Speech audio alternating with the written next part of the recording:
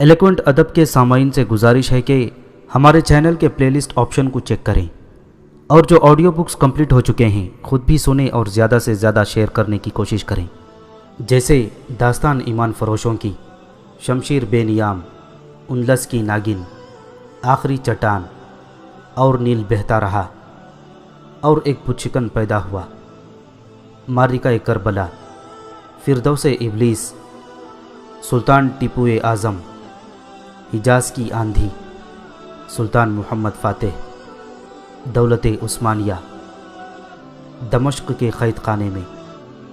اور ضروری اپڈیٹس کے لیے ہمیں فیس بک اور ٹویٹر پر فالو کریں۔ جزاک اللہ۔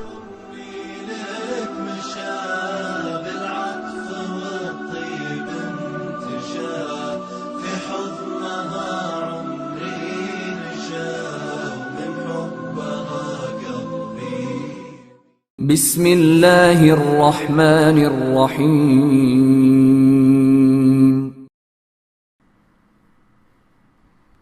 ستارہ جو ٹوٹ گیا۔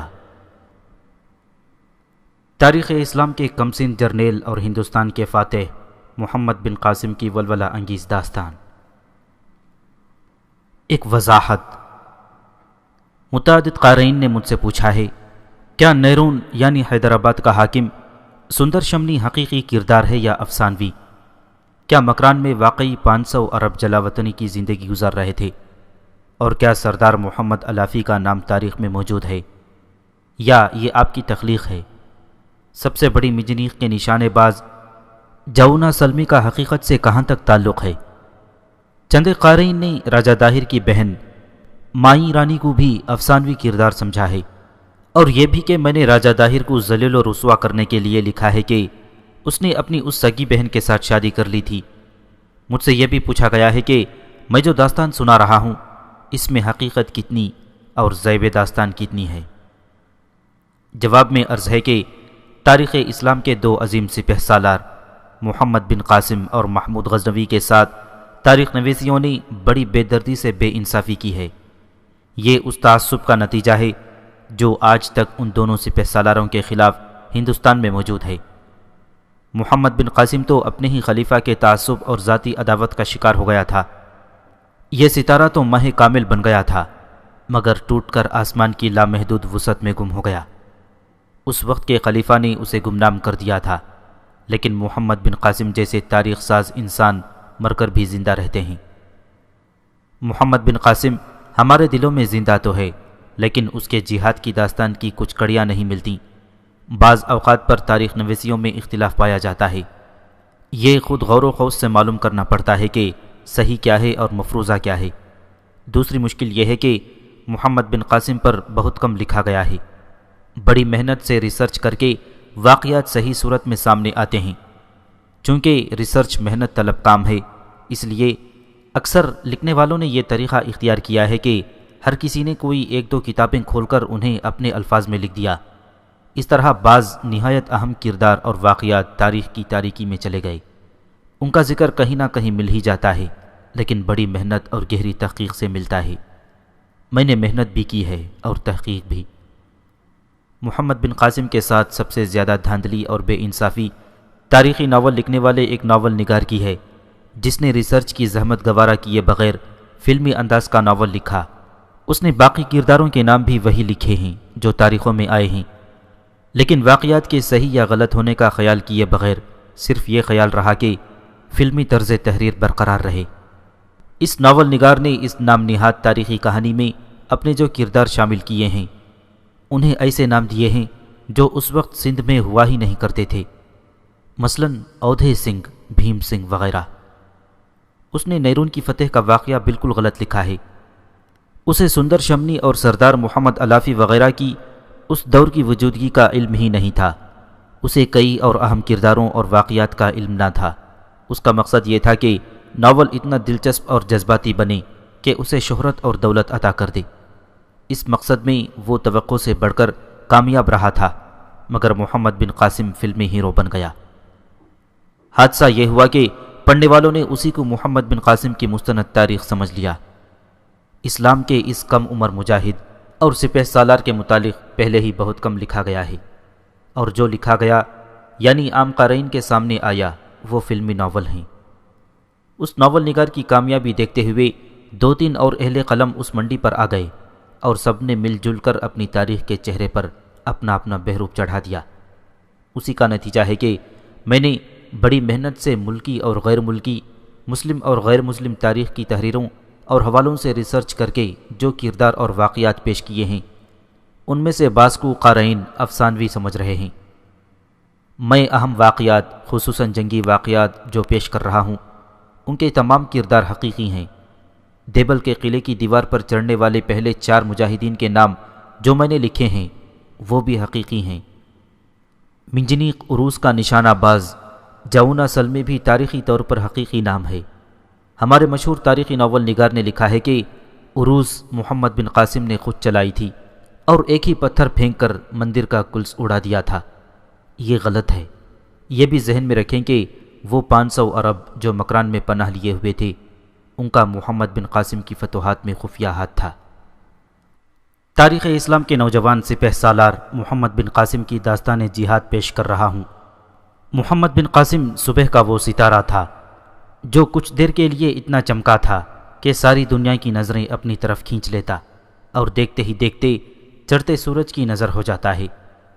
تاریخ اسلام کا یہ کمسن مجاہد جس نے ہندوستان کو نور اسلام سے منور کیا تھا، اس چڑھتے سورج کی بھینٹ چڑھ گیا تھا جو اپنے مخالفین کو اور انہیں بھی جو ان کی آمیریت کے لیے خطرہ بن سکتے ہیں قتل کروا کے اور اپنے حامیوں کو انعام و اکرام سے نواز کر اپنی پوجا کرایا کرتے ہیں۔ یہیں سے اسلامی سلطنت میں چڑھتے ہوئے سورج کی پوجا شروع ہوئی اور اتنی وسیع و عریض سلطنت اسلامیہ زوال پذیر ہوئی۔ محمد بن قاسم کے جہاد کا علاقہ ہندوستان تھا۔ اس نے اس ملک کا خاصا علاقہ اسلامی سلطنت میں شامل کر لیا اور اس علاقے کے لوگوں نے بغیر کسی ترغیب، لالچ یا تشدد کے اسلام قبول کر لیا تھا۔ باقی ہندوستان میں ہندوؤں کی حکومت رہی۔ مغلیہ دور حکومت کے بعد پھر ہندو ابھرے اور انگریزوں کے حواری بن گئے۔ ہندوؤں نے تعلیم کی طرف توجہ دی اور اسکول، کالجوں، یونیورسٹیوں پر قابض ہو گئے۔ انہوں نے محمد بن قاسم اور محمود غزنوی کی تاریخ کو بری طرح متاثر کیا۔ اس کا نتیجہ یہ ہوا کہ محمد بن قاسم کی تاریخ کی کئی کڑیاں ملتی ہی نہیں۔ عنایت اللہ التمش 5 فروری 630 عیسوی 15 شوال 18 ہجری رسول کریم صلی اللہ علیہ وسلم نے طائف کا محاصرہ کیا تھا۔ آپ صلی اللہ علیہ وسلم حنین اور اوتاس کے مقامات پر خونریز ماری کے لڑ کر طائف پہنچے تھے۔ طائف شہر کو محاصرے میں لینے سے کچھ پہلے اللہ کی شمشیر بے نیام خالد بن ولید رضی اللہ تعالیٰ عنہ شدید زخمی ہو گئے تھے۔ اس قدر شدید زخمی کہ ان کے زندہ رہنے کی امید ماند پڑ گئی تھی۔ خالد رضی اللہ تعالیٰ عنہ زخمی ہو کر گھوڑے سے گرے تھے اور اپنے اور دشمن کے دوڑتے گھوڑے خالد رضی اللہ تعالیٰ عنہ کے اوپر سے گزر گئے تھے۔ خالد زندہ کیسے رہتے؟ یہ حق و باطل کا وہ معرکہ تھا جس میں حضرت علی رضی اللہ تعالیٰ عنہ، حضرت ابوبکر صدیق، حضرت عمر اور حضرت عباس رضی اللہ تعالیٰ عنہ مجمعین بھی رسول اللہ صلی اللہ علیہ وسلم کے ساتھ تھے۔ مجاہدین اسلام کا مقابلہ جس کی قیادت رسول اللہ صلی اللہ علیہ وسلم کے دست مبارک میں تھی، طائف کے مشہور جنگجو قبیلہ ثقیف اور طائف کے گرد و نواح میں آباد قبیلہ حوازن سے تھا۔ میدان جنگ میں ان دونوں قبیلوں کا سپہ سالار مالک بن عوف تھا جس کی عمر 30 سال کے لگ بھگ تھی۔ سپہ سالاری کے لحاظ سے 30 سال کی عمر لڑکپن کی عمر سمجھی جاتی ہے، لیکن مالک بن عوف اتنا ذہین آدمی تھا کہ وہ اسی عمر میں تجربے کار اور منجھا ہوا سالار بن گیا تھا۔ اس نے حنین اور اوتاس کے معرکوں میں مسلمانوں کو شکست کے کنارے تک پہنچا دیا تھا۔ مجاہدین کے لشکر کے 1-2 دستوں نے پسپائی اختیار کر لی تھی۔ خالد بن ولید رضی اللہ تعالیٰ عنہ موت و حیات کی کشمکش میں پڑے تھے۔ جسم خون سے خالی ہو رہا تھا۔ رسول کریم صلی اللہ علیہ وسلم نے جا کر دیکھا تو آپ صلی اللہ علیہ وسلم نے خالد کے زخموں پر پھونکیں ماری۔ خالد رضی اللہ تعالیٰ عنہ نے آنکھیں کھولیں، پھر اٹھ کھڑے ہوئے۔ زخموں کے باوجود خالد رضی اللہ تعالیٰ عنہ آخر تک اس جنگ میں شریک رہے۔ اس جنگ کی اگلی اور آخری کڑی طائف کا محاصرہ تھی۔ رسول اکرم صلی اللہ علیہ وسلم کی قیادت میں مجاہدین نے بے جگری سے جوابی حملے کیے تو ثقیف اور حوازن تاب نہ لا سکے اور پسپا ہو گئے۔ ان کا مرکز طائف تھا جہاں جا کر وہ قلعہ بند ہو گئے۔ وہ پسپا تو ہو گئے تھے مگر ان کے حوصلے نہ ٹوٹے۔ مالک بن عوف نے اعلان کیا تھا کہ وہ مسلمانوں کے خوف سے پسپا نہیں ہوا بلکہ وہ مسلمانوں کو اپنی مرضی کے میدان میں لڑائے گا۔ 18 روز محاصرہ جاری رہا۔ مسلمانوں نے بڑھ بڑھ کر قلعے پر حلے بولے اور دشمن کے تیر اندازوں کے تیروں سے زخمی اور شہید ہوتے رہے۔ آخر رسول کریم صلی اللہ علیہ وسلم نے اپنے رفقا سے مشورہ طلب کیا۔ ابو بکر اور عمر رضی اللہ تعالیٰ عنہ نے مشورہ پیش کیا کہ محاصرہ اٹھا کر واپسی کا راستہ اختیار کیا جائے، مگر جوشیلے اور جذباتی مسلمانوں نے اس مشورے کے خلاف احتجاج کیا۔ وہ قلعہ سر کرنے پر تلے ہوئے تھے۔ رسول اللہ صلی اللہ علیہ وسلم نے انہیں ایک اور حملہ کرنے کی اجازت دے دی، مگر مجاہدین آگے بڑھے تو دیواروں کے اوپر سے تیروں کی بوچھاڑیں آنے لگیں۔ آگے جانا ناممکن ہو گیا، بہت سے مجاہدین زخمی ہو گئے۔ آخر محاصرہ اٹھا لیا گیا۔ مسلمانوں نے ابھی اپنا پڑاؤ وہاں سے سمیٹا نہیں تھا۔ زخمیوں کی تعداد بہت زیادہ تھی، ان میں بیشتر شدید زخمی تھے جو سفر کے قابل نہیں تھے۔ 23 فروری کے روز محاصرہ اٹھایا اور 26 فروری کے روز مجاہدین کا لشکر جعرانہ پہنچا اور پڑاؤ کیا۔ رسول کریم صلی اللہ علیہ وسلم مجاہدین کو کچھ آرام دینا چاہتے تھے۔ شدید زخمیوں کو مرہم پٹی اور مکمل آرام کی ضرورت تھی۔ مسلمان ناکام لوٹ رہے تھے۔ انہیں نہ صرف یہ کہ ناکامی ہوئی تھی بلکہ بہت سے مسلمان شہید ہو گئے۔ بہت سے ایسے زخمی ہوئے کہ عمر بھر کے لیے معذور ہو گئے اور زخمیوں کی تعداد تو بے شمار تھی۔ طائف کا شہر روز اول کی طرح کھڑا تھا اور شہر پناہ مسلمانوں کا مذاق اڑا رہی تھی۔ پھر ایک معجزہ ہوا۔ مسلمان ابھی جعرانہ کے پڑاؤ میں ہی تھے کہ ان کے دشمن قبیلہ حوازن کے چند ایک سرکردہ آدمی مسلمانوں کے پڑاؤ میں آ گئے اور رسول اکرم صلی اللہ علیہ وسلم سے ملاقات کی استدعا کی۔ انہیں آپ صلی اللہ علیہ وسلم تک پہنچا دیا گیا اور چند ایک مجاہدین ننگی تلواریں اور برچیاں لیے پاس کھڑے رہے کیونکہ ان آدمیوں کا کچھ اعتبار نہ تھا۔ غیر مسلم قبائل میں رسول کریم صلی اللہ علیہ وسلم کے قتل کے منصوبے بنتے ہی رہتے تھے۔ قبیلہ حوازن پر یہ افتاد پڑی کہ طائف کے محاصرے سے پہلے ایک لڑائی میں انہیں پسپا ہونا پڑا تھا اور ان کا بہت سا مال، اسباب، عورتیں اور بچے مسلمانوں کے قبضے میں آ گئے تھے۔ اس وقت کے رواج کے مطابق یہ سب مال غنیمت تھا جو حوازن واپس نہیں لے سکتے تھے۔ رسول اللہ صلی اللہ علیہ وسلم نے اعلان فرمایا تھا کہ کوئی آدمی جنگ کے بعد اسلام قبول کر لے تو بھی اسے یہ حق دیا جائے گا کہ وہ اپنا مال واپس لے لے۔ اے محمد صلی اللہ علیہ وسلم، حوازن کے اس وفد کے ایک سرکردہ آدمی نے کہا، ہم نے اپنے پورے قبیلے کے ساتھ تجھے اللہ کا بھیجا ہوا رسول مان لیا ہے۔ ہمارا پورا قبیلہ تیرے مذہب میں داخل ہو چکا ہے۔ خدا کی قسم، رسول اللہ صلی اللہ علیہ وسلم نے کہا، تم نے فلاح کی راہ پالی اور یہی صراط مستقیم ہے۔ اے محمد، کہ تو اللہ کا رسول ہے۔ وفد کے قائد نے پوچھا، کیا ہمیں ہماری عورتیں اور ہمارے بچے اور ہمارے مال و اموال واپس نہیں کرے گا؟ ہم سے لڑ کر اور ہمارے آدمی قتل اور زخمی کر کے جو تم نے کھویا ہے اس پر تمہارا کوئی حق نہیں۔ رسول اللہ صلی اللہ علیہ وسلم نے کہا، لیکن میں اس اللہ کے نام پر جسے تم نے وحدہ لا شریک اور معبود مان لیا ہے تمہارا دل نہیں توڑوں گا۔ کیا تمہیں اپنے مال و اموال عزیز ہیں یا عورتیں اور بچے؟ ہمیں ہماری عورتیں اور بچے دے دے، وفد نے کہا۔ رسول اللہ صلی اللہ علیہ وسلم نے فیاضی کا مظاہرہ کیا اور حکم دیا کہ قبیلہ حوازن کو ان کی عورتیں اور ان کے بچے واپس کر دیے جائیں۔ اہل حوازن کو توقع نہیں تھی کہ ان کی عورتیں اور بچے انہیں مل جائیں گے اور پورے کا پورا قبیلہ حوازن مسلمان ہو گیا۔ اس کے 2-3 روز بعد ایک اجنبی مسلمانوں کے پڑاؤ میں داخل ہوا۔ اس نے سر اور چہرے پر جو کپڑا لپیٹ رکھا تھا اس میں سے اس کی صرف آنکھیں نظر آتی تھیں۔ اسے روکا گیا تو اس نے اپنا نام بتائے بغیر کہا کہ رسول اللہ صلی اللہ علیہ وسلم سے ملنا چاہتا ہے۔ کیا تو طائف سے نہیں آیا؟ ایک مسلمان نے اس سے پوچھا۔ میں طائف کی طرف سے آیا ہوں، اجنبی نے کہا۔ یہ مسلمان ان چند ایک مجاہدین میں سے تھا جو گڈریوں اور شتربانوں کے بھیس میں طائف کے ارد گرد گھومتے پھرتے رہتے تھے۔ خطرہ تھا کہ طائف سے اہل ثقیف نکل کر مسلمانوں کے پڑاؤ پر بے خبری میں حملہ کر دیں گے۔ اس مجاہد نے اس آدمی کو طائف کے ایک دروازے سے نکلتے دیکھا۔ پھر اسے مسلمانوں کی خیمگاہ کی طرف جاتے دیکھا تو اس کے پیچھے چل پڑا۔ اس کی نظر میں یہ آدمی مشکوک تھا۔ اور میں نے تجھے طائف کے دروازے سے نکلتے دیکھا ہے۔ مجاہد نے کہا، خدا کی قسم تو اپنے ارادے میں کامیاب نہیں ہو سکتا۔ میں جس ارادے سے آیا ہوں وہ میں پورا کر کے ہی جاؤں گا۔ اجنبی نے کہا، کیا تم مجھے رسول اللہ تک نہیں جانے دو گے؟ لیکن اپنا چہرہ تو کیوں نہیں دکھاتا؟ اجنبی نے اپنے چہرے کا کپڑا ہٹا دیا۔ خدا کی قسم، مجاہد نے کہا، تو مالک بن عوف ہے، ہم تجھے نہیں روک سکتے۔ 2-3 مجاہدین اس کے ساتھ ہو لیے اور اسے رسول اکرم صلی اللہ علیہ وسلم کے خیمے تک پہنچا دیا گیا۔ ابن عوف، رسول اللہ صلی اللہ علیہ وسلم نے پوچھا، کیا تو صلح کا پیغام لایا ہے یا کسی اور ارادے سے آیا ہے؟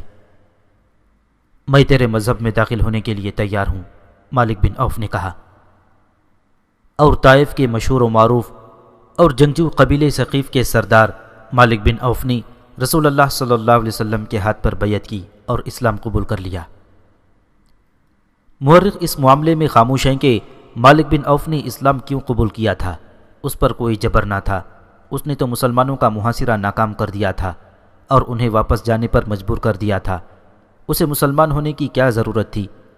شاید وہ رسول اکرم صلی اللہ علیہ وسلم کے اس سلوک سے متاثر ہوا تھا جو آپ صلی اللہ علیہ وسلم نے حوازن کے وفد کے ساتھ کیا تھا۔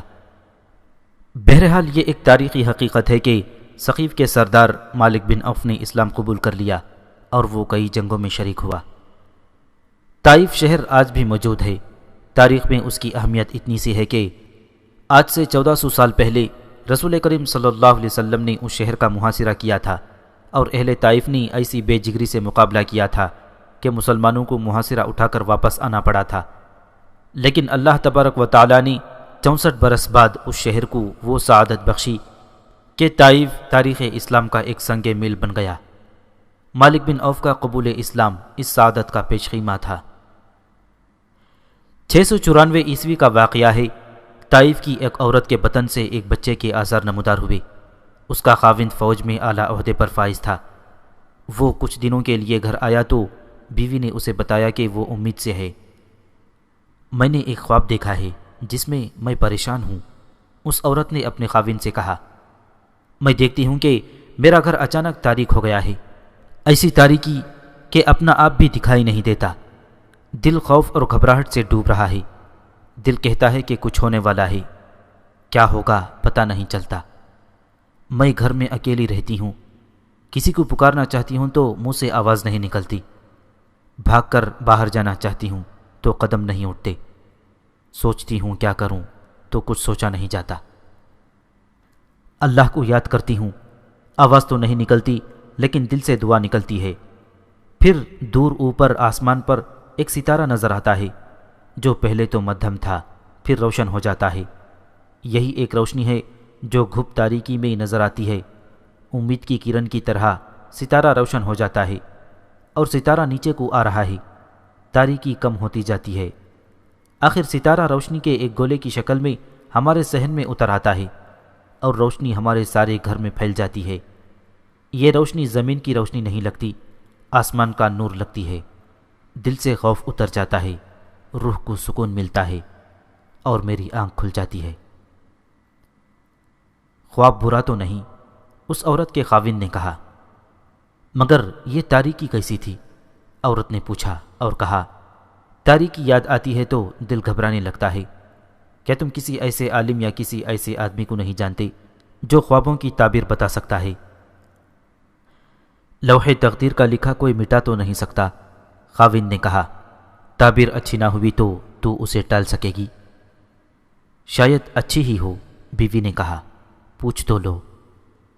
بیوی نے ایسی ضد کی کہ خاوند طائف کے ایک بزرگ اسحاق بن موسیٰ کے پاس چلا گیا اور اپنی بیوی کا خواب بیان کیا۔ اسحاق بن موسیٰ علم نجوم اور خوابوں کی تعبیر کے علم کا عالم تھا۔ اس نے خواب سنا اور اپنے خیالوں میں کھو گیا۔ اس نے اس آدمی کا دایاں ہاتھ اپنے ہاتھ میں پھیلایا اور اس کی لکیر غور سے دیکھنے لگا۔ وہ افسردہ سا ہو گیا اور اس نے اس آدمی کا ہاتھ چھوڑ دیا۔ بولو ابن موسیٰ، ہونے والے بچے کے باپ نے کہا، تعبیر بری ہے تو بھی بتا دے۔ تعبیر بری نہیں، اسحاق بن موسیٰ نے کہا، تیری بیوی کے بطن سے ایک لڑکا پیدا ہوگا، وہ روشن ستارے کی مانند ہوگا جسے ساری دنیا دیکھے گی، وہ اللہ کے نور کو دور دور تک پھیلائے گا، صدیوں بعد آنے والی نسلیں بھی اسے یاد کیا کریں گی اور تجھے لوگ اس کے نام سے پہچانیں گے، اس کے حکم سے کمانوں سے نکلے ہوئے تیر بہت دور پہنچیں گے۔ اسحاق بن موسیٰ چپ ہو گیا۔ وہ کچھ دیر چپ رہا، وہ اس طرح بولتے بولتے چپ ہو گیا جیسے کوئی بات اس نے اپنے دل میں رکھ لی ہو۔ خدا کی قسم ابن اسحاق، ہونے والے بچے کے باپ نے کہا، تیری خاموشی بے معنی نہیں، میں بری خبر سننے کے لیے بھی تیار ہوں، مجھے وسوسوں میں نہ رکھ، تیرے علم نے جو دیکھا ہے وہ بتا دے۔ پھر سن لے، اسحاق بن موسیٰ نے کہا، ستارہ جو تیرے گھر میں آ رہا ہے وہ ان ستاروں میں سے ہے جو جلدی ٹوٹ جاتے ہیں اور آسمان کی وسعتوں میں گم ہو جاتے ہیں، مگر اس کا جسم گم ہوگا، اس کا نام زندہ رہے گا، اور اس کے ٹوٹ جانے سے تیرے گھر میں تاریکی نہیں ہوگی، وہ نہیں ہوگا تو بھی لوگ کہیں گے کہ وہ ہے۔ میں اس کی پرورش ایسی کروں گا کہ وہ اسلام کے آسمان کا روشن ستارہ بنے۔ بچے کے باپ نے کہا، یہ بھی سن لے، اسحاق بن موسیٰ نے کہا، اس کی پرورش تو نہیں کرے گا، اس کی ماں کرے گی۔ میں کیوں نہیں کروں گا؟ خواب دیکھنے والی عورت کے خاوند نے پوچھا، میں کہاں چلا جاؤں گا؟ میں جو بتا سکتا تھا بتا دیا ہے، اسحاق بن موسیٰ نے کہا۔ یہ آدمی تعبیر سن کر اٹھ آیا اور اپنی بیوی کو تعبیر بتائی۔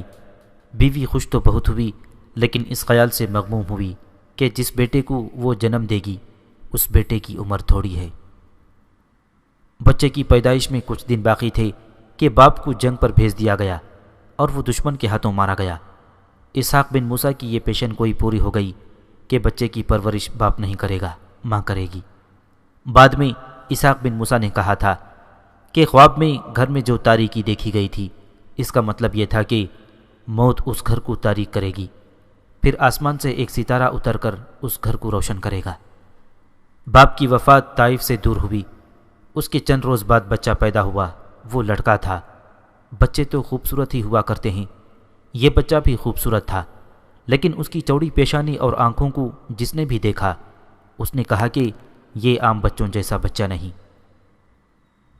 اس باپ کا نام جو اپنے بچے کی پیدائش سے پہلے ہی فوت ہو گیا تھا قاسم بن یوسف تھا۔ بچے کا نام محمد رکھا گیا جو محمد بن قاسم کہلایا اور جو تاریخ اسلام کا ایک روشن ستارہ بنا۔ قاسم بن یوسف اور حجاج بن یوسف دو بھائی تھے۔ اس وقت خلیفہ عبد الملک بن مروان تھا۔ دونوں بھائی بڑے جرأت مند اور فن حرب و ضرب کے ماہر تھے۔ فوج میں دونوں اعلیٰ عہدوں پر فائز تھے۔ یہ اس دور کا ذکر ہے جب مسلمان آپس میں پھٹ چکے تھے، بھائی بھائی کا دشمن ہو چکا تھا، یہاں تک کہ خلافت شام اور مصر تک محدود تھی۔ عبداللہ بن زبیر رضی اللہ تعالیٰ عنہ نے عراق اور حجاز میں اپنی خود مختار حکومت قائم کر لی تھی اور اس نے اموی خلافت کی بیعت کرنے سے انکار کر دیا تھا۔ عبداللہ بن زبیر خلیفہ اول حضرت ابوبکر صدیق رضی اللہ تعالیٰ عنہ کا نامور نواسہ تھا۔ اس نے یزید بن امیر معاویہ رضی اللہ تعالیٰ عنہ کی بیعت سے بھی انکار کیا تھا اور حجاز اور عراق میں مسلمانوں کو جمع کر کے متوازی حکومت کر لی تھی۔ یزید کے بیٹے معاویہ بن یزید نے جب خلافت سے دستبرداری کا اعلان کیا تو بنو امیہ کی باقاعدہ خلافت کا آغاز ہوا اور اس کے ساتھ ہی خانوادہ رسول صلی اللہ علیہ وسلم اور خصوصاً بنی فاطمہ رضی اللہ تعالیٰ عنہ پر ظلم و ستم کے ایک دور کا آغاز ہوا۔ عبداللہ بن زبیر رضی اللہ تعالیٰ عنہ جو حضرت عائشہ صدیقہ رضی اللہ تعالیٰ عنہ کی بڑی بہن اسما رضی اللہ تعالیٰ عنہ کا فرزند تھا، ایک پہاڑ کی طرح سینہ تان کر اس ظلم و ستم کے آگے آ گیا۔ امویوں نے عبداللہ بن زبیر رضی اللہ تعالیٰ عنہ کی حکومت کو ختم کرنے کے لیے پہلے عراق پر فوج کشی کی اور پھر حجاز مقدس میں حملہ کر دیا۔ دونوں حملوں میں اموی فوج کی کمان حجاج بن یوسف کے ہاتھ میں تھی۔ عبداللہ بن زبیر رضی اللہ تعالیٰ عنہ کو حصار سے نکالنے کے لیے حجاج بن یوسف نے خانہ کعبہ پر منجنیقوں سے سنگباری بھی کرائی تھی، جس سے بیت اللہ کی عمارت کو نقصان پہنچا۔ آخر ایک خونریز معرکے کے بعد عبداللہ بن زبیر رضی اللہ تعالیٰ عنہ نے اپنی جان اپنے مقاصد کی خاطر قربان کر دی۔ حجاج بن یوسف جو ظلم و ستم کے معاملے میں اس دور میں ضرب المثل کی حیثیت اختیار کر گیا تھا، خلیفہ عبد الملک بن مروان کی حکومت کو بدامنی سے محفوظ رکھنے کے لیے اختلاف رائے رکھنے والوں اور خلافت کے خلاف ہتھیار اٹھانے والوں کو عبرتناک سزائیں دیا کرتا تھا۔ اس نے عبداللہ بن زبیر رضی اللہ تعالیٰ عنہ کو عبرت کی مثال بنانے کے لیے ان کی لاش کی بے حرمتی کی اور لاش کے سارے جوڑ الگ الگ کر کے ان کے مردہ وجود کو چوراہے پر لٹکا دیا، جو کئی دن تک لٹکا رہا، اور حجاج بن یوسف کے خوف سے لوگوں نے لاش کو نہ اتارا۔ عبداللہ کی والدہ اسما بنت ابی بکر رضی اللہ تعالیٰ عنہ، جو اس وقت ضعیف تھیں اور نابینا بھی، لاٹھی ٹیکتی ہوئی اس چوراہے پر پہنچی جہاں ان کے فرزند کی ناش لٹک رہی تھی۔ انہوں نے اپنے لرزتے ہاتھوں سے لاش کو ٹٹولا اور پھر عربی کا وہ شعر پڑھا جس کا ترجمہ ہے، یہ کون شہ سوار ہے جو ابھی تک گھوڑے سے نہیں اترا۔ عبداللہ بن زبیر رضی اللہ تعالیٰ عنہ کے بعد حجاز اموی خلافت کی زیر نگیں آ گیا اور حجاج بن یوسف کو اس کا گورنر مقرر کیا گیا۔ اس کے گورنر بنتے ہی صوبے میں امن و امان قائم ہو گیا۔ ادھر عراق میں خارجیوں نے شورش بپا کر رکھی تھی۔ خلیفہ نے ان کی سرکوبی کے لیے بھی حجاج کو ہی مامور کیا۔ ایک طویل جنگ کے بعد حجاج کو فتح نصیب ہوئی۔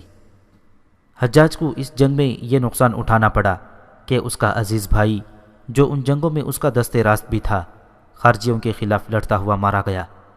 اسے اپنے گھر میں طلوع ہونے والے اس روشن ستارے کا منہ دیکھنا بھی نصیب نہ ہوا، جس نے بعد میں اپنے چچا حجاج کے ظلم و ستم کی داستانوں کو لوگوں کے ذہنوں سے محو کر دیا اور شجاعت اور دلیری کی ایسی مثالیں پیش کیں کہ بے دین دشمنوں نے اسے پوجنا شروع کر دیا۔ محمد بن قاسم حجاج بن یوسف ثقفی کا بھتیجا اور قاسم بن یوسف کا نور نظر تھا۔ محمد بن قاسم جب پیدا ہوا تو خوشیوں پر غم کے بادل چھائے ہوئے تھے۔ نو مولود کا باپ اس خوشی میں شریک نہیں تھا۔ بچے کی ماں اور سب غمگین تھے کہ بچہ یتیم پیدا ہوا تھا۔ حجاج بن یوسف کو اطلاع ملی تو وہ فوراً پہنچا۔ اسے بچہ دکھایا گیا۔ وہ بچے کو ہاتھوں پر اٹھائے اندر گیا۔ اس بچے کا باپ دنیا سے اٹھ گیا ہے۔ حجاج نے محمد بن قاسم کی ماں سے کہا، لیکن اسے یتیم نہ سمجھنا، میں زندہ ہوں، سمجھ لے کہ اس کا باپ زندہ ہے۔ تو جانتی ہے قاسم مجھے کتنا پیارا تھا۔ اس نے مجھے تیرا خواب اور اسحاق بن یوسیٰ کی پیشن گوئی بتائی تھی۔ اسے طائف کا نہیں، سرزمین عرب کا روشن ستارہ بننا ہے۔ اپنے آپ کو بیوہ اور بے آسرا نہ سمجھنا۔ اس بچے کے دادا کے خون کی قسم جو اس کی رگوں میں دوڑ رہا ہے، میں اس کی تعلیم و تربیت ایسی کروں گا کہ صدیوں بعد آنے والی نسلوں کے دلوں میں بھی یہ زندہ رہے گا۔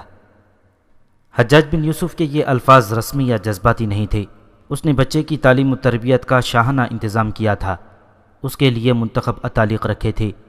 بچپن سے ہی بچے کو جنگی تربیت دی جانے لگی تھی۔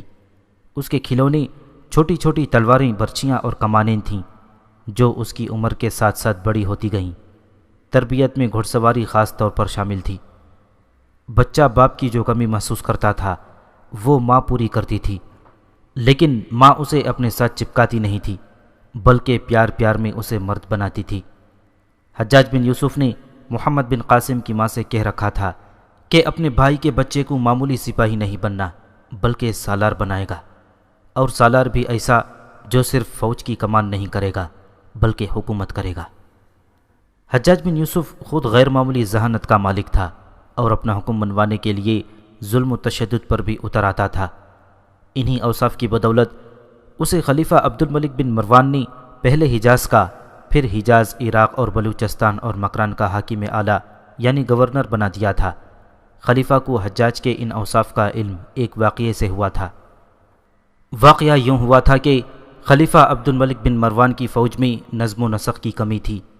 اس فوج میں خرابی یہ تھی کہ اسے کوچ کے لیے حکم ملتا تو کوچ کی تیاری میں ہی بہت سا وقت ضائع کر دیتی تھی۔ اسے معلوم تھا کہ اسلامی فوج میں یہ خوبی ہوا کرتی تھی کہ اس کا کوچ ایسا برق رفتار ہوتا تھا کہ دشمن حیران رہ جاتا اور بے خبری میں مارا جاتا۔ خلیفہ عبد الملک کا وزیر روح بن رنبا تھا، ابن رنبا۔ ایک روز خلیفہ نے وزیر سے کہا، کیا میری فوج میں کوئی ایسا آدمی نہیں جو اس میں نظم و نسق پیدا کر کے اسے چاقو چوبند بنا دے؟ ایک آدمی میری نظر میں ہے امیر المؤمنین، روح بن رنبا نے کہا، اسے آزما کر دیکھ لیتے ہیں۔ کون ہے وہ؟ اس کا نام حجاج بن یوسف ہے امیر المؤمنین، روح بن رنبا نے کہا۔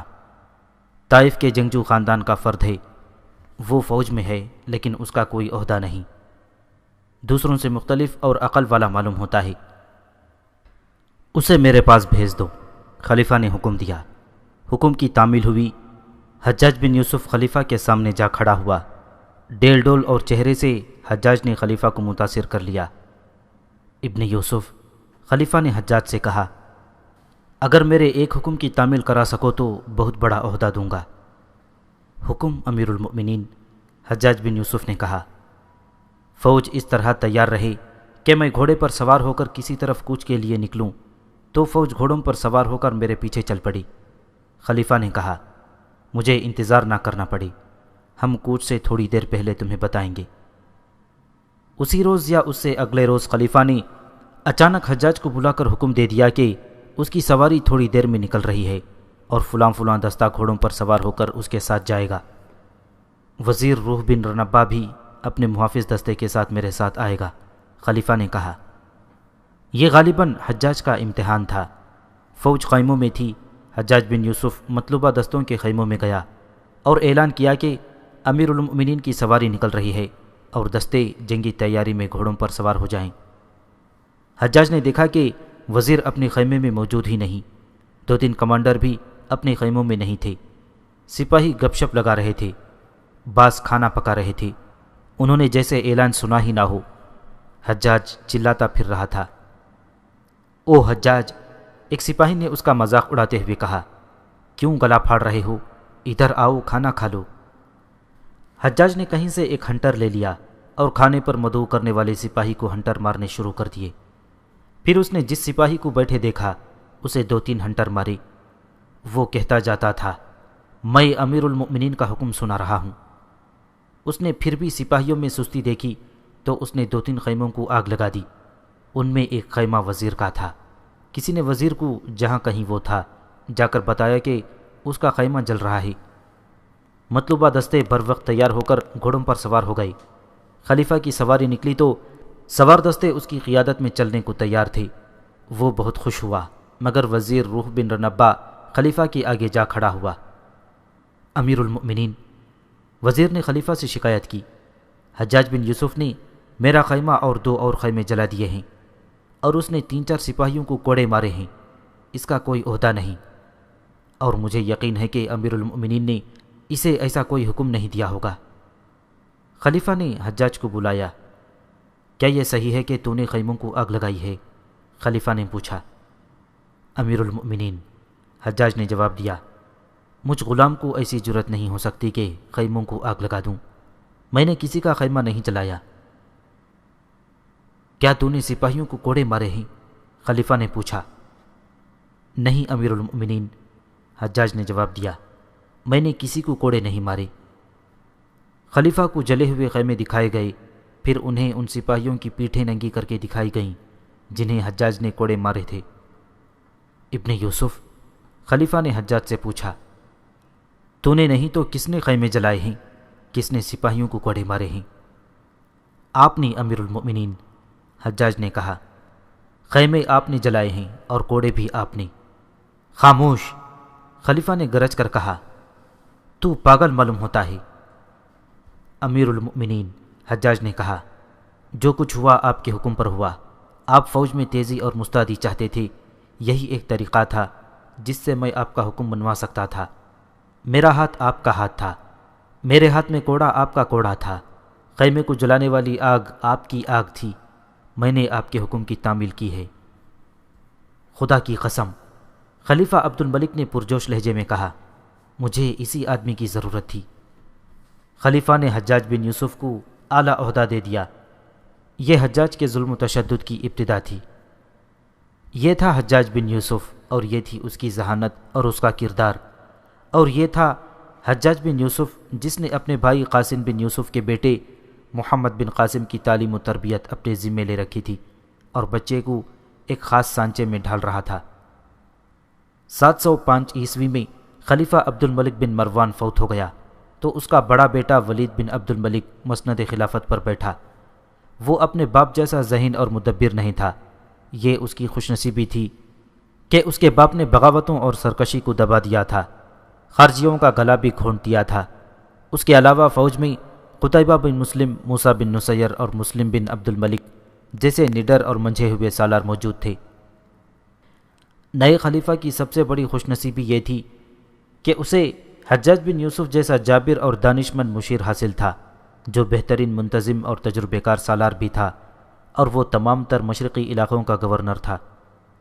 حجاج نے خلیفہ ولید بن عبد الملک کی کمزوریوں کو بھانپ لیا تھا۔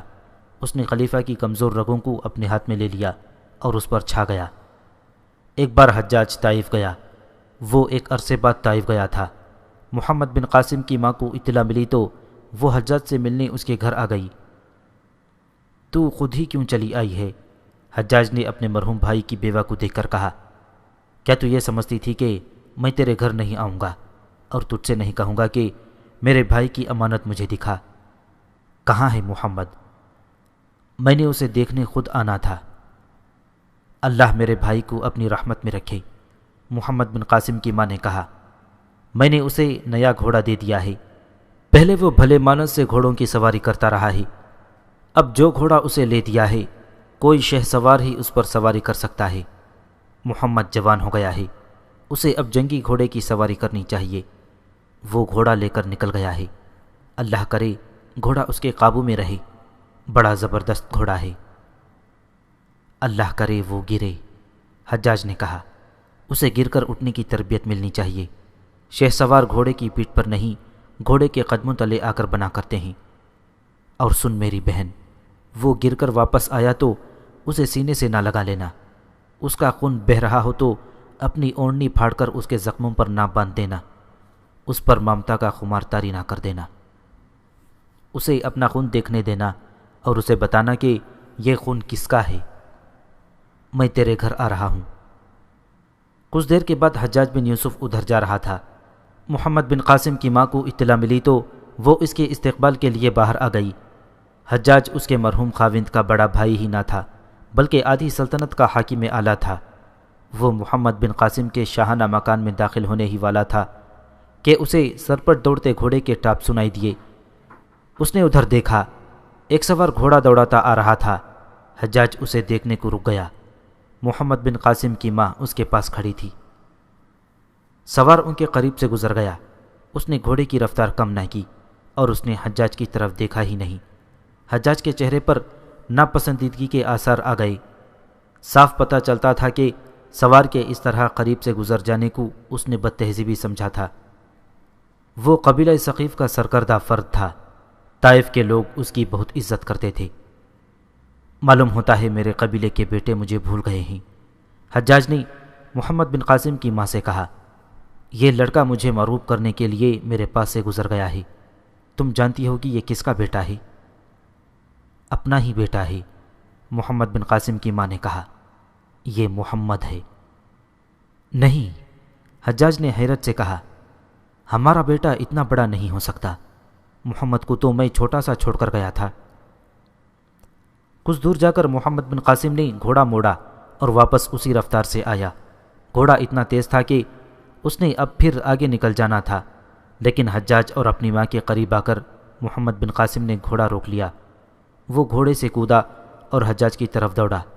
حجاج نے اسے گلے سے لگا لیا۔ گھوڑا اچھا ہے، حجاج بن یوسف نے کہا، اور سوار اس سے زیادہ اچھا ہے۔ میں نے آپ کو دکھانے کے لیے پہلے گھوڑا نہیں روکا تھا، محمد بن قاسم نے کہا۔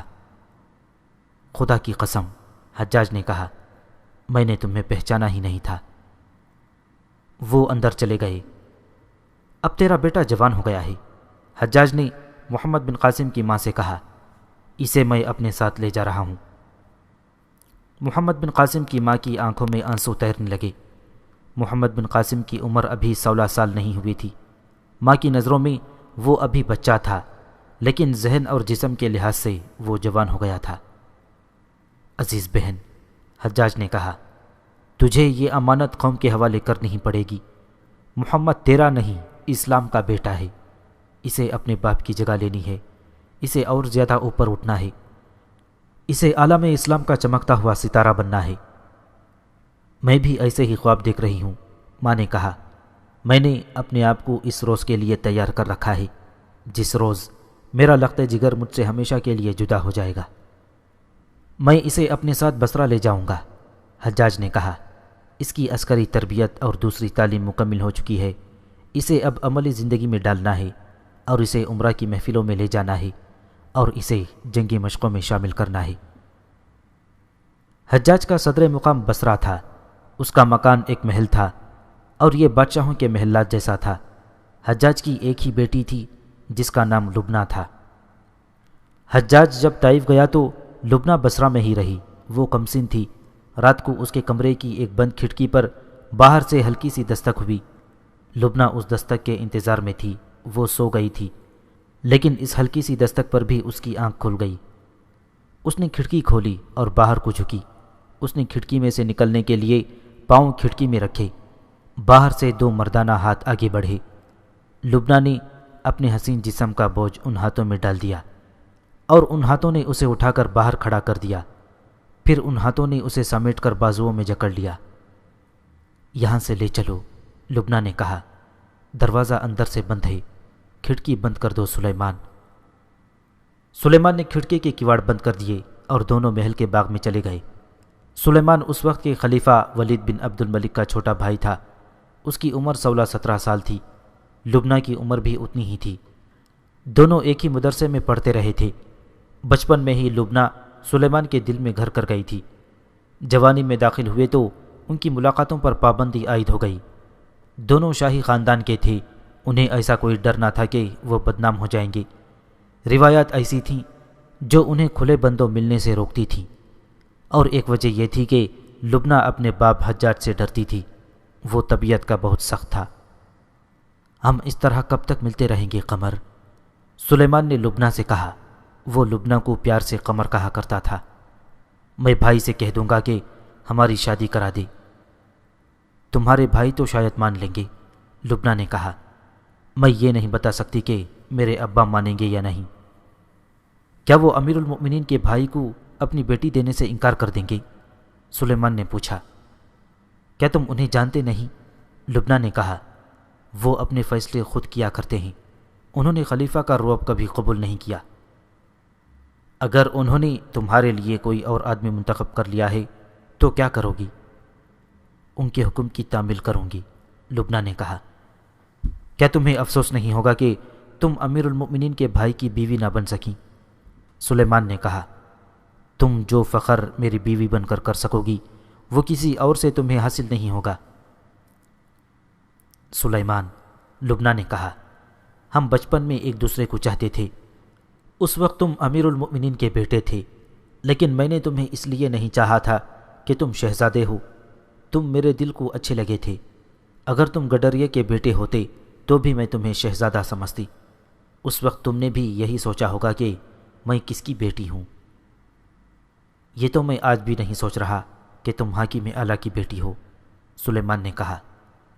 لیکن تم یہ ضرور سوچ رہے ہو کہ تم امیر المؤمنین کے بھائی ہو، لبنہ نے کہا، اور تمہاری اس حیثیت کی وجہ سے مجھے تم پر فخر کرنا چاہیے۔ یہ سن لو سلیمان، میں اس آدمی پر فخر کروں گی جس کے دل میں میری محبت ہوگی، اور جو یہ نہیں دیکھے گا کہ اس کے باپ کا رتبہ کیا ہے اور میں کس باپ کی بیٹی ہوں۔ آج تم کیسی باتیں کر رہی ہو قمر؟ سلیمان نے اسے اپنے بازو میں سمیٹ کر کہا۔ اتنی پیاری رات۔ میں تم سے بھاگ نہیں رہی سلیمان، لبنہ نے کہا۔ اگر مجھے تم سے محبت نہ ہو تو اس طرح رات کو باہر نہ آ جایا کروں جس طرح آتی ہوں۔ کمرے کا دروازہ اندر سے بند ہے اور میں کھڑکی سے باہر آتی ہوں۔ میں تمہیں یہ بتانا چاہتی ہوں کہ میں اب بچی نہیں رہی، اور سلیمان، میں شاید بیان نہیں کر سکتی کہ میں کیا محسوس کر رہی ہوں۔ مجھے بیوی بننا ہے، اور تم جانتے ہو ہماری روایات کیا ہیں۔ ہماری روایات یہ ہیں کہ محبت ہو تو ہم شادی کر لیتے ہیں، سلیمان نے کہا، اور جو خلیفہ ہوتا ہے وہ ایک سے زیادہ بیویاں۔ میں ان روایات کی بات نہیں کر رہی، لبنہ نے کہا۔ میں اسلام کی عسکری روایات کی بات کر رہی ہوں۔ میں ان مجاہدین کی روایات کی بات کر رہی ہوں جنہوں نے فارس اور روم جیسی جنگی قوتوں کو ریزہ ریزہ کر کے سلطنت اسلامیہ کو کہاں سے کہاں تک پہنچا دیا تھا۔ اب دیکھ لو، ہم آپس میں پھٹ گئے ہیں۔ کہیں بغاوت ہوتی ہے تو کہیں یورش ہوتی ہے، اور اس کا نتیجہ یہ ہوا کہ رومیوں کی تلوار ہمارے سروں پر لٹک رہی ہے۔ کیا تم نہیں جانتے کہ ہم نے رومیوں کے ساتھ دوستی کا جو معاہدہ کیا ہے وہ کتنی کثیر رقم دے کر کیا ہے؟ ہم نے نقد قیمت ادا کر کے اپنے دشمن سے امن خریدا ہے۔ ہم نے دراصل یہ معاہدہ کر کے دشمن پر یہ ثابت کیا ہے کہ ہم اتنے کمزور ہو گئے ہیں کہ اپنی زمین کے اور اپنے دین کی دفاع کے قابل نہیں ہیں۔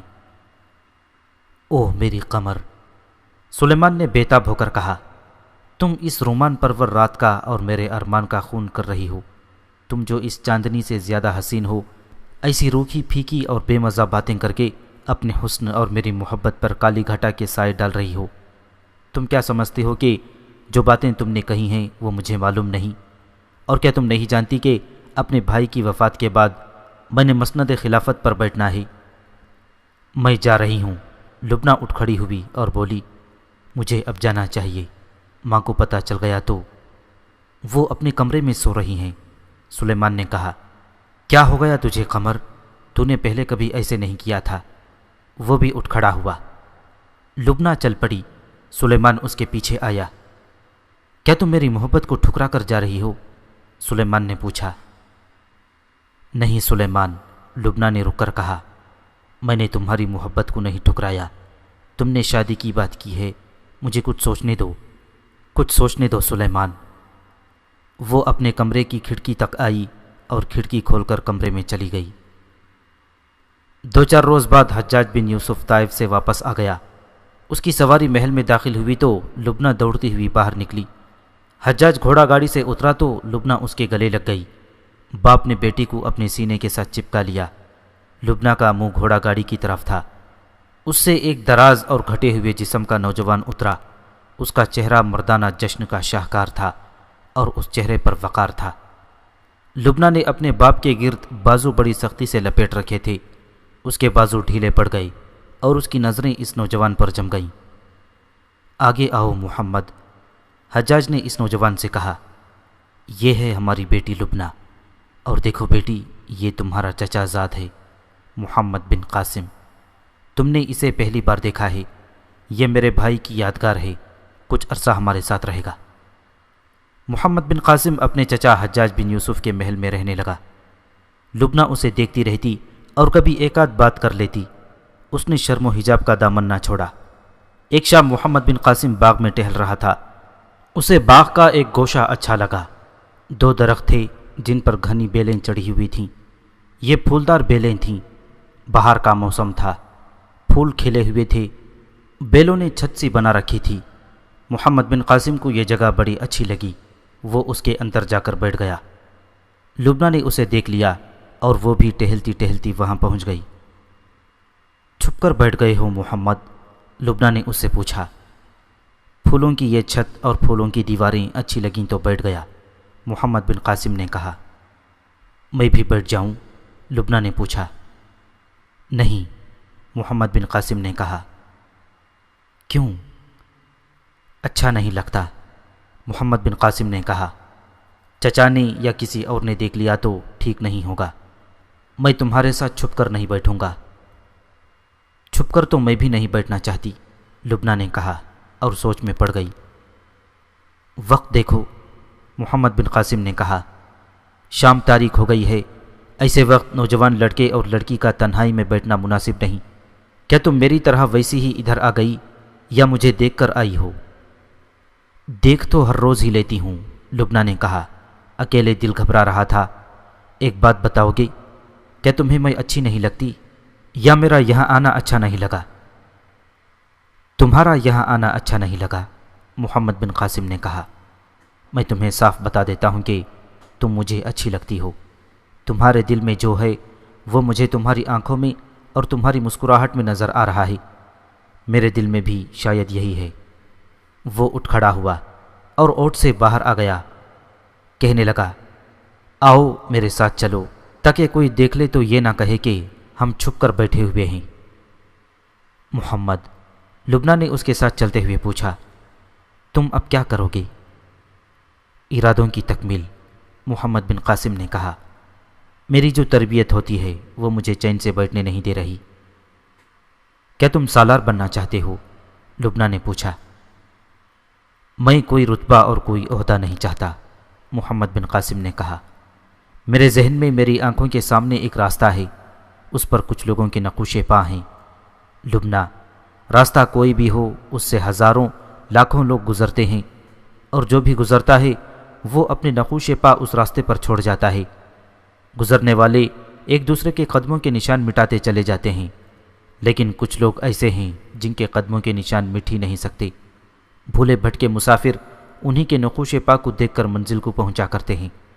میں بھی انہی کے نقوش پا کو دیکھ رہا ہوں۔ کون ہیں وہ؟ لبنہ نے پوچھا۔ خالد بن ولید ہیں، محمد بن قاسم نے کہا۔ سعد بن ابی وقاص ہیں، ابو بکر اور عمر ہیں، ایسے اور بھی کچھ نام ہیں۔ میں ان کی روایات کو آگے بڑھانے کا عزم لیے ہوئے ہوں۔ میں سلطنت اسلامیہ کی سرحدیں اور دور تک لے جانے کا ارادہ کیے ہوئے ہوں۔ صرف سالار بن جانے کی خواہش نہیں، میں اللہ کا سپاہی بننا چاہتا ہوں۔ لبنہ اس کے ساتھ ساتھ چل رہی تھی اور وہ محمد بن قاسم کی ذات میں کھو گئی تھی۔ محمد بن قاسم کے بولنے کا انداز ایسا نہیں تھا جیسے وہ خواب دیکھ رہا ہو، اس کے انداز میں عزم تھا۔ اور لبنہ، وہ کہہ رہا تھا، میں اپنی ماں کے خواب کی تعبیر ہوں، مگر تعبیر ابھی مکمل نہیں ہوئی۔ مجھے وہ روشن ستارہ بننا ہے جو ماں نے خواب میں دیکھا تھا۔ وہ چلتے چلتے محل کے ایک برآمدے میں پہنچ گئے۔ محمد بن قاسم خاموش ہو گیا۔ جاؤ لبنہ، محمد بن قاسم نے کہا، میں اکیلا اندر جاؤں گا۔ لبنہ اس کے آگے کھڑی ہو گئی اور اس کا چہرہ اپنے دونوں ہاتھوں میں تھام لیا۔ مجھے شاید تیرا ہی انتظار تھا محمد، لبنہ نے جذباتی اور روندی ہوئی آواز میں کہا۔ جی چاہتا ہے تیری ہم سفر ہو جاؤں، قبول کرو گے؟ اگر اللہ کو منظور ہوا تو، محمد بن قاسم نے کہا اور وہاں سے چلا گیا۔ بہار کے دن تھے۔ ان دنوں دارالخلافے میں مختلف کھیلوں کے مقابلے ہوا کرتے تھے۔ ان کھیلوں میں شہ سواری، نیزہ بازی، تیغ زنی، تیر اندازی اور کشتی خاص طور پر شامل تھیں۔ خلیفہ عبد الملک بن مروان کے دور میں فوج زیادہ تر جنگ و جدل میں مصروف رہی تھی۔ جیسا کہ پہلے بتایا جا چکا ہے، عبد الملک نے باغیوں کا خاتمہ کر دیا تھا، اس لیے اس کے بیٹے ولید بن عبد الملک کے دور میں امن و امان تھا۔ فوج فارغ تھی، اس لیے اس خلیفہ نے فوج میں یہ سرگرمی پیدا کر دی تھی کہ ہر سال دارالخلافہ میں جنگی نوعیت کے کھیلوں کے مقابلے ہوتے تھے۔ یہ مقابلے اس قدر سخت ہوتے تھے کہ ان میں کوئی مر بھی جاتا تو مارنے والے سے باز پرس نہیں ہوتی تھی۔ ایک روز خلیفہ کا قاصد بصرہ میں حجاج بن یوسف کے لیے پیغام لایا کہ حجاج سالانہ کھیلوں میں شرکت کے لیے فوراً آئے۔ کھیلوں کے علاوہ سلطنت کے کچھ بحث طلب امور بھی تھے۔ حجاج بن یوسف خلیفہ کے اس بلاوے پر بہت خوش ہوا۔ خوشی کی وجہ یہ تھی کہ وہ اپنے بھتیجے محمد بن قاسم کو خلیفہ سے متعارف کرانا چاہتا تھا۔ یہ تو وہ کسی بھی وقت کرا سکتا تھا، لیکن سالانہ کھیلوں کے مقابلے کا موقع اچھا تھا۔ وہ محمد بن قاسم کو میدان میں اتار کر خلیفہ کو اور فوج کے سالاروں کو دکھا سکتا تھا کہ اس کا بھتیجا اسی عمر میں اپنے آپ میں کیسے کیسے جوہر پیدا کر چکا ہے۔ محمد، اس نے محمد بن قاسم سے کہا، میں نہیں جانتا کہ تیغ زنی، شہ سواری اور بغیر ہتھیار لڑائی میں تمہیں کتنی کچھ مہارت حاصل ہے۔ یہ موقع اچھا ہے، میں تمہیں اس مقابلے میں شامل کروں تو مجھے شرمسار تو نہیں ہونا پڑے گا۔ ہار جیت اللہ کے اختیار میں ہے چچا جان، محمد بن قاسم نے کہا۔ میں بٹر نہیں ہانکوں گا، میدان میں ضرور اتروں گا۔ چلنے کی تیاری کرو، حجاج نے کہا۔ میں بھی چلوں گی، لبنہ نے کہا۔ آپ مجھے کبھی بھی مقابلہ دکھانے نہیں لے گئے۔ حجاج بن یوسف اکلوتی بیٹی کو مایوس نہیں کر سکتا تھا، اسے بھی اس نے ساتھ لے لیا۔ حجاج بن یوسف محمد بن قاسم اور لبنہ کے ساتھ دارالخلافہ پہنچا۔ اس نے محمد بن قاسم کو خلیفہ کے سامنے پیش کیا اور بتایا کہ یہ کون ہے۔ خدا کی قسم ابن قاسم، خلیفہ نے کہا، تیرے باپ کو ہمارا خاندان کبھی نہیں بھول سکتا۔ اس نے ہماری خلافت کی آبرو پر جان کی قربانی دی تھی۔ وہ بہادر تھا، وفادار تھا۔ ہم امید رکھیں گے کہ تو اپنے باپ کے نقش قدم پر چلے گا۔ ابن یوسف، خلیفہ نے حجاج سے کہا، اپنے بھتیجے کو کسی کے مقابلے میں اتارو گے؟ اسی لیے تو اسے ساتھ لایا ہوں امیر المؤمنین، حجاج نے کہا۔ میں بھی دیکھنا چاہتا ہوں کہ یہ کسی قابل ہوا ہے یا نہیں۔ اگر ہوا تو ہم اسے اس کے باپ کی جگہ دیں گے، خلیفہ نے کہا۔ حجاج بن یوسف حاکم اعلیٰ تھا، اس کا عہدہ اور اس کے اختیارات آج کے گورنروں سے زیادہ تھے۔ اس عہدے کے مطابق خلیفہ نے اسے اپنے محل میں ٹھہرایا۔ محمد بن قاسم کو بھی محل میں ہی جگہ دی گئی اور لبنہ کو بیگمات میں بھیج دیا گیا۔ اسی محل میں خلیفہ کا چھوٹا بھائی سلیمان بن عبد الملک رہتا تھا۔ لبنہ کو دیکھ کر وہ بہت خوش ہوا۔ اس نے اپنی خادمہ سے کہا کہ لبنہ کو بلا لائے۔ خادمہ نے آ کر بتایا کہ لبنہ حجاج بن یوسف کے بھتیجے کے کمرے میں ہے، وہ جہاں کہیں ہے اسے لے آؤ۔ سلیمان نے کہا، اسے کہو سلیمان تمہیں یاد کر رہا ہے۔ خادمہ چلی گئی اور جواب لائی کہ وہ ابھی نہیں آئے گی۔ کہاں تھی وہ؟ سلیمان نے پوچھا۔ کیا کر رہی تھی؟ حاکم اعلیٰ کے بھتیجے کے پاس بیٹھی ہے، خادمہ نے جواب دیا۔ اس کے ساتھ ہنس ہنس کر باتیں کر رہی ہے۔ حجاج کے بھتیجے نے بھی کچھ کہا ہوگا، سلیمان نے کہا۔ اس نے مجھے کہا تھا کہ پھر اس کمرے میں نہ آنا، خادمہ نے کہا۔ سلیمان غصے سے لال پیلا ہونے لگا۔ اسی شام کا واقعہ ہے۔ لبنہ محل کے باغ کے ایک گوشے میں چلی گئی۔ وہاں رنگا رنگ پھول تھے۔ وہ باغ کا بہت ہی خوبصورت حصہ تھا۔ لبنہ کو اچھا لگا تھا، اس لیے وہاں چلی گئی تھی۔ اسے وہاں ٹہلتے ہوئے ابھی تھوڑا سا وقت ہی گزرا تھا کہ پیچھے سے کسی نے آ کر دونوں ہاتھ اس کے آنکھوں پر رکھ دیے۔ ہاتھ مردانہ تھے۔ لبنہ نے ہنستے ہوئے ان ہاتھوں پر ہاتھ پھیلا لیے۔ چلو پہچان لیا، لبنہ نے کہا۔ محمد۔ اس کی آنکھوں سے دونوں ہاتھ نیچے کو سرک گئے، پھر یہ ہاتھ پیچھے ہٹ گئے۔ لبنہ نے گھوم کر دیکھا۔ اوہ سلیمان، لبنہ نے کہا، مجھے امید تھی تم آؤ گے۔ تمہیں امید تھی کہ ابن قاسم آئے گا، سلیمان نے طنزیہ لہجے میں کہا۔ تمہارے منہ سے اسی کا نام نکلا ہے۔ کیا اس کا نام لینا گناہ ہے؟ لبنہ نے کہا۔ لیکن کسی کو دھوکے میں رکھنا گناہ کبیرہ ہے، سلیمان نے کہا۔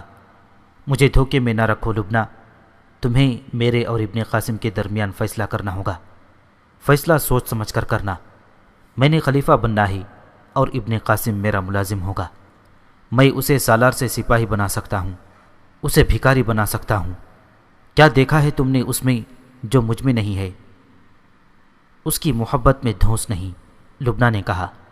میں اسے اس وقت بھی چاہوں گی جب وہ سالار ہوگا، اور جب وہ سپاہی ہوگا تو میں اسے پہلے سے زیادہ چاہوں گی، اور جب تم اسے بھکاری بنا دو گے تو میں اسے کسی کے آگے ہاتھ پھیلانے نہیں دوں گی۔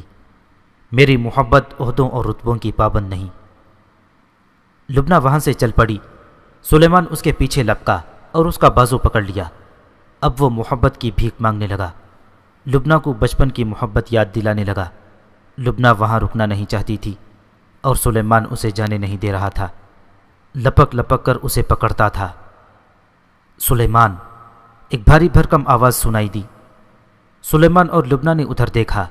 پھولوں کے پیچھے حجاج بن یوسف کھڑا تھا۔ اچھا ہوا کہ میں نے خود دیکھا ہے، حجاج نے کہا، اور میں نے اپنے کانوں سنا ہے جو تم نے کہا اور جو میری بیٹی نے کہا۔ میرے عزیز، جوانی اندھی ہوتی ہے۔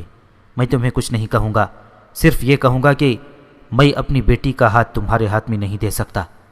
یہ فیصلہ میرا ہوگا، میری بیٹی کا نہیں۔ تم جانتے ہو تمہاری ہی عمر کا میرا اپنا بھتیجا ہے، وہ میرے بھائی کی نشانی ہے، محمد بن قاسم۔ میری بیٹی اس کی بیوی بنے گی۔ لبنہ سر جھکائے کھڑی تھی۔ حجاج نے اسے اپنے ساتھ لیا اور چلا گیا۔ سلیمان وہیں کھڑا انہیں دیکھتا رہا۔ اس کے چہرے پر جو تاثر آ گیا تھا وہ بتا رہا تھا کہ اس نوجوان کا خون ابل رہا ہے، اور وہ سوچ رہا ہے کہ اس لڑکی کو کس طرح حاصل کرے اور حجاج اور محمد بن قاسم کو نیچا دکھائے۔ 2 دنوں بعد یوں لگتا تھا جیسے تمام تر عرب کے لوگ اس شہر میں اکٹھے ہو گئے ہوں۔ باہر سے آئے ہوئے لوگوں نے میدانوں میں خیمے گاڑ لیے تھے۔ جدھر نگاہ جاتی تھی انسان، گھوڑے اور اونٹ نظر آتے تھے۔ شہر کی گلیوں اور بازاروں میں چلنے کا راستہ نہیں ملتا تھا۔ بہت ہی وسیع اور عریض میدان تھا۔ انسانوں، گھوڑوں اور اونٹوں کا یہ سمندر اس میدان کے ارد گرد سمٹ آیا تھا۔ ایک طرف ایک لمبا چبوترا بنا ہوا تھا، اس پر شامیانے لگے ہوئے تھے، ان کے نیچے کرسیاں رکھی تھیں۔ سب سے آگے ایک شاہانہ کرسی تھی جس پر خلیفہ ولید بن عبد الملک بیٹھا تھا۔ اس کے دائیں اور بائیں اس کی بیگمات بیٹھی تھیں۔ ان کے ساتھ حجاج بن یوسف بیٹھا تھا، اس کے ساتھ اس کی بیٹی لبنہ بیٹھی تھی۔ باقی کرسیوں پر سالار اور شہری انتظامیہ کے حاکم بیٹھے تھے۔ ان میں مختلف قبیلوں کے سردار بھی تھے۔ ہزارہ تماشائی میدان کے ارد گرد زمین پر بیٹھے یا کھڑے تھے۔ اونٹوں اور گھوڑوں پر بھی آدمی بیٹھے ہوئے تھے۔ خلیفہ کے اشارے پر سالانہ مقابلوں کا سلسلہ شروع ہو گیا۔ فوج کے دستوں کے آدمی باری باری آتے، اپنے مد مقابل کو للکارتے، اور اس طرح تیغ زنی، شہ سواری وغیرہ کے مقابلے ہو رہے تھے۔ تلواروں سے لڑنے والوں کے ہاتھوں میں تلواریں تھیں اور ڈھالیں بھی۔ زیادہ تر ڈھالیں چمڑے کی بنی ہوئی تھیں۔ تیغ زنی میں کئی آدمی بری طرح زخمی ہوئے تھے۔ شہ سواری کے مقابلے بھی دلچسپ تھے۔ ہر سوار اپنے کرتب دکھاتا گزر جاتا۔ پھر سواروں کی لڑائی کے مقابلے ہوئے۔ محمد بن قاسم نہ چبوترے پر کرسیوں پر بیٹھے ہوئے مہمانوں میں تھا، نہ دوسرے تماشائیوں میں۔ سلیمان بھی کہیں نظر نہیں آ رہا تھا۔ تماشائیوں کا داد و تحسین کا شور اتنا زیادہ تھا کہ اپنی آواز بھی نہیں سنائی دیتی تھی۔ میدان میں دوڑتے گھوڑے اور اونٹ اتنی گرد اڑا رہے تھے کہ اس میں وہ چھپ جاتے تھے۔ میدان خالی کر دو، ایک اعلان سنائی دیا۔ میدان میں کوئی نہ رہے۔ یہ اعلان بار بار ہوا تو میدان خالی ہو گیا۔ گرد کم ہوتے ہوتے ختم ہو گئی۔ ایک طرف سے ایک گھوڑا نکلا، اس پر مخمل کی چادر پڑی ہوئی تھی جو گھوڑے کی گردن سے دم تک گئی ہوئی تھی اور دائیں بائیں رکابوں سے ذرا نیچے تک لٹک رہی تھی۔ اس کا رنگ گہرا سبز تھا۔ یہ جنگی گھوڑا تھا جس کے قدموں تلے زمین ہلتی محسوس ہوتی تھی۔ اس کی پیٹھ پر ایک نوجوان سوار بیٹھا تھا۔ اس کے سر پر لوہے کی خود تھی۔ اس کے ہاتھ میں برچھی تھی، لیکن اس کے آگے انی نہیں تھی۔ انی کی جگہ گولا سا بنا ہوا تھا جس پر چمڑا چڑھا ہوا تھا۔ سوار کی کمر سے تلوار لٹک رہی تھی۔ گھوڑا میدان میں ایک چکر میں پھرا۔ اس کا سوار شاہی خاندان کا لگتا تھا۔ کیا طائف کا کوئی سوار میرے مقابلے میں آنے کی جرت کرے گا؟ سوار نے بلند آواز میں للکار کر کہا۔ یہ گھڑ سوار خلیفہ کا چھوٹا بھائی سلیمان بن عبد الملک تھا۔ اس نے طائف کا نام خاص طور پر لیا تھا۔ اس نے دراصل محمد بن قاسم کو للکارا تھا جو طائف کا رہنے والا تھا۔ تماشائیوں میں سے ایک گھوڑا نکلا۔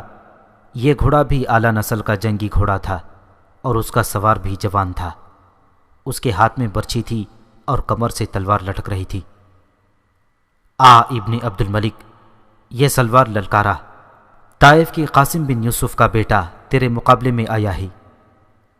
دونوں دور جا کر آمنے سامنے ہوئے اور ایک دوسرے کی طرف سرپٹ دوڑ پڑے۔ دونوں نے گولوں والی برچیاں ایک دوسرے کی طرف آگے کر لیں۔ برچھی مار کر مد مقابل کو گھوڑے سے گرانا تھا۔ قریب آ کر سلیمان نے برچھی ماری۔ محمد بن قاسم وار بچا گیا۔ دور جا کر گھوڑے پیچھے کو مڑے اور ایک دوسرے کی طرف پھر دوڑ پڑے۔ تماشائیوں پر سناٹا طاری تھا، کیونکہ وہ جانتے تھے کہ ان سواروں میں ایک امیر المؤمنین کا بھائی ہے، دوسرے کو ابھی عام لوگ نہیں جانتے تھے۔ اب محمد بن قاسم نے رکابوں میں کھڑے ہو کر برچھی ماری۔ سلیمان نے بچنے کی کوشش کی، لیکن برچھی اس کی پیٹ پر لگی اور وہ گھوڑے سے گرنے لگا۔ اس نے سنبھلنے کی بہت کوشش کی، لیکن سنبھل نہ سکا اور گھوڑے سے کود گیا۔ برچھی سے وہ زخمی نہیں ہوا تھا، کیونکہ برچھی کے آگے چمڑے کا گولا تھا۔ یہ مقابلہ ابھی ختم نہیں ہوا تھا، ابھی تلواروں کی لڑائی باقی تھی۔ محمد بن قاسم گھوڑے سے اتر آیا اور تلوار نکال لی۔ ادھر سے سلیمان تلوار نیام سے نکال کر آیا۔ قریب آ کر دونوں کی تلواریں ٹکرانے لگیں۔ دونوں اس طرح پینترے بدلتے اور ایک دوسرے کے وار تلواروں پر رکتے تھے کہ یہ مقابلہ ہار جیت کے بغیر ختم ہوتا نظر آتا تھا۔ ابن قاسم، سلیمان نے محمد بن قاسم سے کہا، ہار مان لے، اگر تو گر پڑا یا تیری تلوار گر پڑی تو میں تلوار تیرے سینے میں اتار دوں گا۔ سلیمان رقابت کی آگ میں جل رہا تھا۔ کھیل کھیل میں وہ محمد بن قاسم کو قتل کرنے پر تلا ہوا تھا۔ محمد بن قاسم نے کوئی جواب نہ دیا۔ اچانک محمد بن قاسم نے سلیمان پر بڑی تیزی سے وار کرنے شروع کر دیے۔ سلیمان کی گھبراہٹ صاف نظر آ رہی تھی۔ وہ اب وار صرف روک رہا تھا۔ محمد بن قاسم اسے وار کرنے کی مہلت نہیں دے رہا تھا۔ اس کا ایک وار ایسا پڑا کہ سلیمان نے تلوار پر روک تو لیا، لیکن اس کے ہاتھ سے تلوار چھوٹ کر دور جا پڑی۔ وہ اپنی تلوار کی طرف گیا، لیکن محمد بن قاسم نے اسے تلوار نہ اٹھانے دی۔ سلیمان خالی ہاتھ تھا۔ محمد بن قاسم نے ایک دو وار کیے تو سلیمان پیچھے ہٹتے گر پڑا۔ محمد بن قاسم نے اپنا ایک پاؤں اس کے سینے پر رکھ کر تلوار کی نوک اس کی شہرک پر رکھ دی۔ ہاتھ روک لے محمد، حجاج نے گرج کر کہا۔ میں تجھے زندہ رہنے دیتا ہوں۔ محمد بن قاسم نے کہا، بنی ثقیف کی قسم، تو پھر کبھی طائف کی غیرت کو نہیں للکارے گا۔ میں زندہ رہا تو تیرے جیسا بد نصیب کوئی نہ ہوگا، سلیمان نے اٹھ کر کہا۔ سلیمان بن عبد الملک کے یہ الفاظ محض کھوکھلی دھمکی نہیں تھی، یہ اس کا عہد تھا، اور اس عہد نے ہندوستان کی تاریخ بدل ڈالی۔